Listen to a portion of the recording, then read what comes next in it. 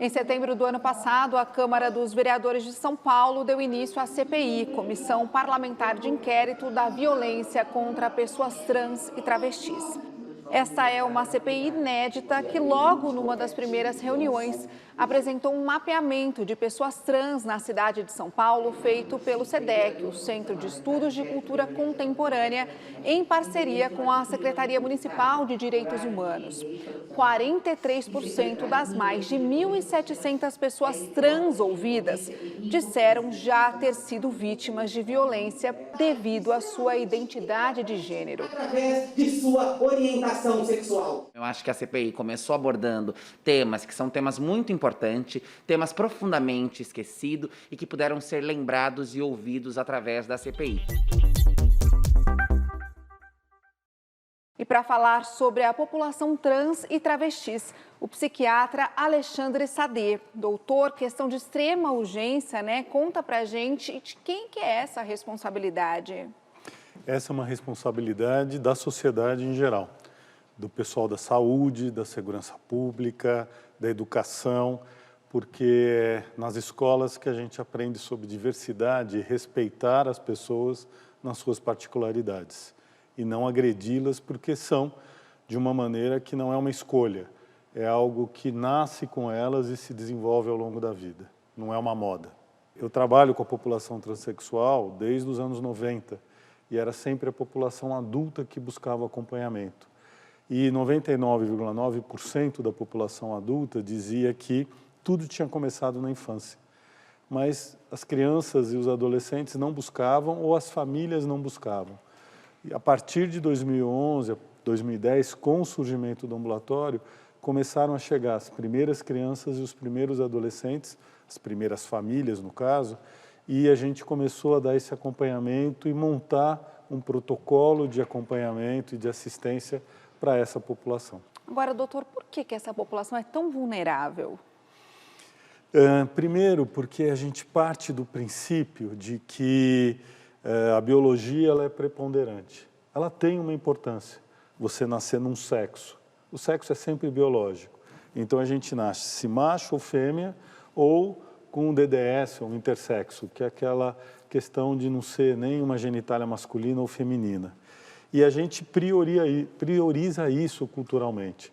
Então, o chás revelação, a preocupação no ultrassom morfológico, se tem pênis, se não tem pênis, tem toda essa preocupação. E a partir daí, alguém que nasceu numa determinada anatomia e se reconhece numa identidade de gênero que não é congruente com essa anatomia, gera um espanto para as pessoas. Muita gente não acredita que exista, ou que existam crianças e adolescentes trans, porque nunca entraram em contato, porque não é comum. É 1% da população que tem esse diagnóstico, que tem essa característica. E diagnóstico, para a gente, não é sinônimo de doença. É o que caracteriza uma determinada circunstância ou manifestação que pode necessitar de uma intervenção médica. Agora, doutor, por que não é só uma questão de saúde, virou uma questão de cidadania?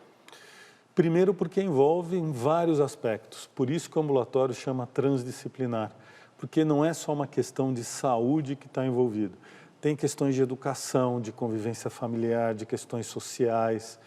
Então a gente aborda a família, aborda a criança e o adolescente, aborda as escolas, aborda todas as possibilidades onde esse pequeno ser vai ter uma convivência, vai ter uma interação social. E nós, infelizmente, aqui no Brasil, a gente tem ideias muito retrógradas a respeito das questões de identidade de gênero, de orientação sexual. Tem muita gente que não acredita na existência, como se isso fosse uma escolha. E eu sempre digo, não é uma escolha. Tem uma base biológica, sempre existiu na nossa espécie pessoas trans, historicamente tem personagens trans em todas as culturas, mas as pessoas têm dúvida e têm muita dificuldade de aceitar esse tipo de acompanhamento ou de existência humana. O quanto que o funcionamento desse ambulatório ou uma CPI comum que a gente está vendo funcionar na Câmara, ela ajuda na questão dos direitos humanos dessas pessoas trans? Porque elas passam a ter um local que reconhece a existência delas, e a CPI tem um reconhecimento político e público de que essas pessoas existem nas suas várias faixas etárias e que são cidadãos e que têm o direito de usufruir o dia a dia da cidade de São Paulo, do estado de São Paulo, do Brasil, como qualquer outro cidadão. Então, eles passam a existir. Muito obrigada pela entrevista do senhor, de extrema importância para a gente esclarecer para a sociedade. Muito obrigada. Eu que agradeço a oportunidade. E é isso, assuntos como esse, de extrema relevância, passam pela Câmara dos Vereadores de São Paulo. E a gente segue acompanhando tudo por aqui.